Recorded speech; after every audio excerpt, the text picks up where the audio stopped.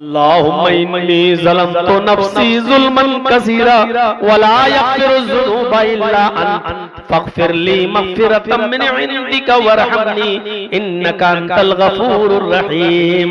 बड़े इत्मीनान से मांगो, अल्लाहुम्मा इन्नी ज़लमतु नफ्सी, फिर कहो अल्लाहुम्मा इन्नी ज़लमतु नफ्सी ज़ुल्मन कसीरा वला यग़फ़िरुज़्ज़ुनूबा इल्ला अंत वला यग़फ़िरुज़्ज़ुनूबा इल्ला अंत वला यग़फ़िरुज़्ज़ुनूबा इल्ला अंत। रो रो कर मांगो, अल्लाह रब्बुल आलमीन से को तुम पुकार रहे हो, ये दुआ ही तो है। आय अल्लाह, मैंने अपने नफ्स के ऊपर बहुत जुल्म किया है। हमारे यहाँ दुआ का अंदाज लगता ही नहीं। अल्लाहुम्मा इन्नी ज़लमतु नफ्सी ज़ुल्मन कसीरा वला यग़फ़िरुज़्ज़ुनूबा इल्ला अंत। ये ऐसा लग ही नहीं रहा कि आप अल्लाह से मांग रहे हो यार, अल्लाह से मांग रहे हो। अल्लाहुम्मा इन्नी ज़लमतु नफ्सी ज़ुल्मन कसीरा, अब लग रहा है अल्लाह से मांग रहे हो। आय अल्लाह, मैंने अपनी जान पर, अपने नफ्स पर बहुत ज्यादा जुल्म किया है।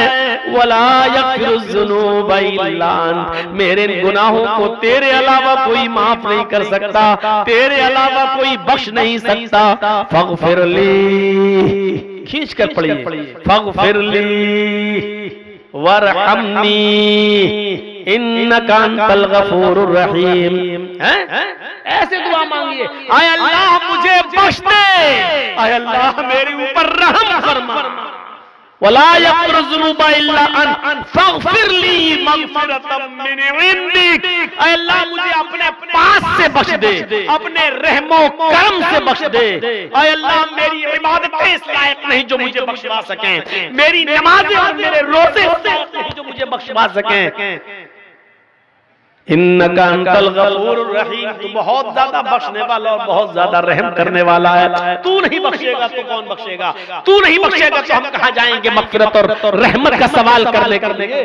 ये दुआ मांगी और इस तरीके से दुआ मांगी, और हो सके तो इसके साथ ये दुआ भी पढ़ लिया करिए नमाज में। अल्लाहुम्मा इन्नी अऊज़ु बिका मिन अज़ाबिल क़ब्र व अऊज़ु बिका मिन फितनतिल मसीहिद दज्जाल व अऊज़ु बिका मिन फितनतिल महया वल ममात। अल्लाहुम्मा इन्नी अऊज़ु बिका मिनल मअसमी वल मग़रम।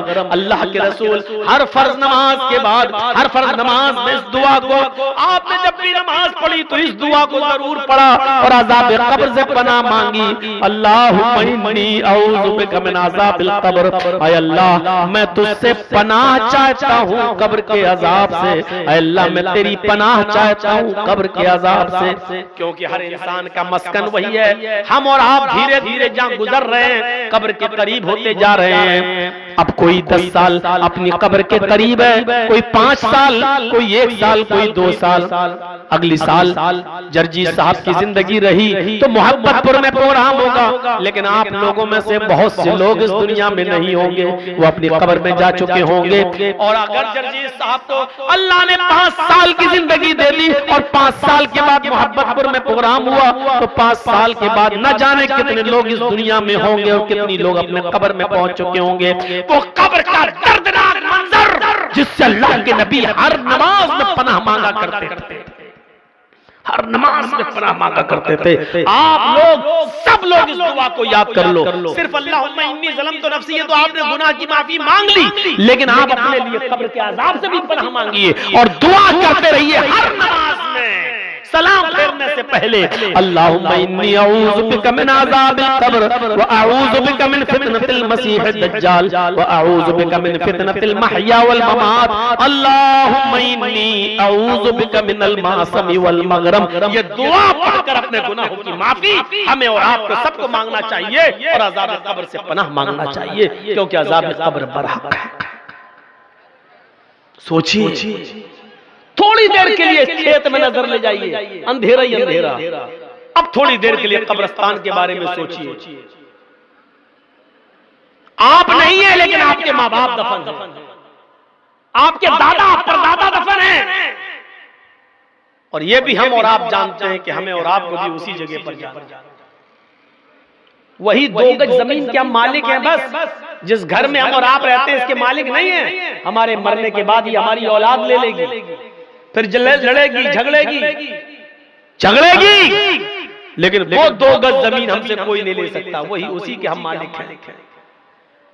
मरने के बाद भी आप उसी जगह पे जाएंगे। सोचिए, जिसके आप मालिक हैं उससे हम बेखबर, जिसके हम मालिक हैं उससे हम दूर हैं। तसव्वुर करें आप।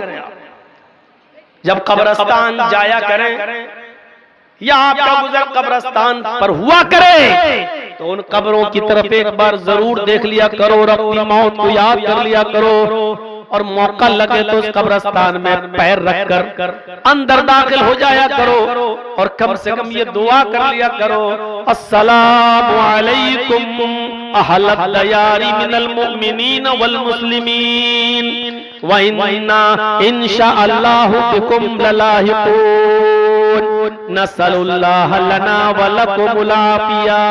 ये कब्रिस्तान में जाकर अपनी दुआ भी कर लिया करो। तुम्हारा इतना दुआ करने से कब्रिस्तान के मुर्दों पर, कब्रिस्तान के मदफून लोगों पर अल्लाह की सलामती और रहमतें नाजिल होती हैं, क्योंकि इस वक्त कब्र के अंदर जो लोग हैं वो तुम्हारी और हमारी दुआओं के बड़े मोहताज हैं, बड़े मोहताज हैं।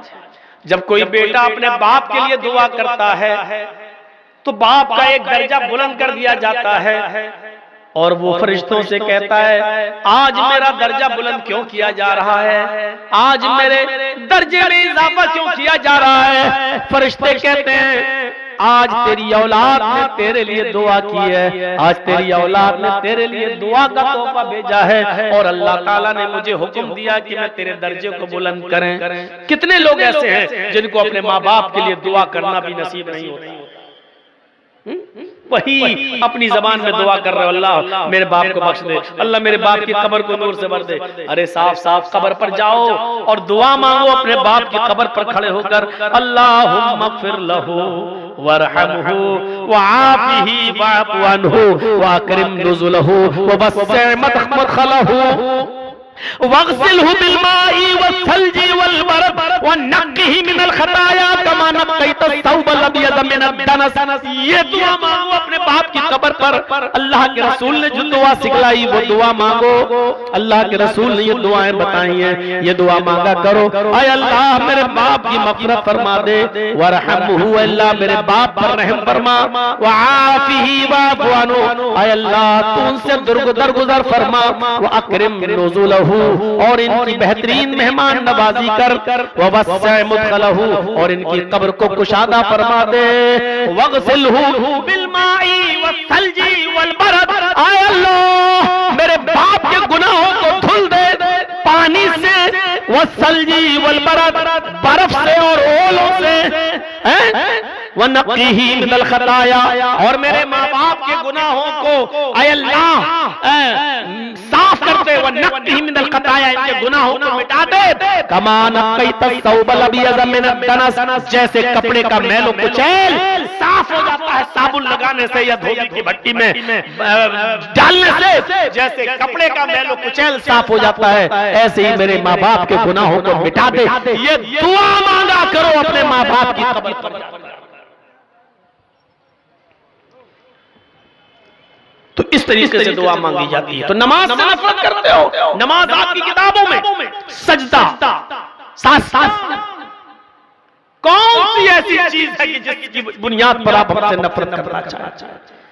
ये इस्लाम सारी कायनात के लोगों का दीन है। अल्लाह का शुक्र अदा करो कि ये दीन हमें मिला है, और मुसलमानों साफ तौर पे कह दो, बुरा मत मानिएगा।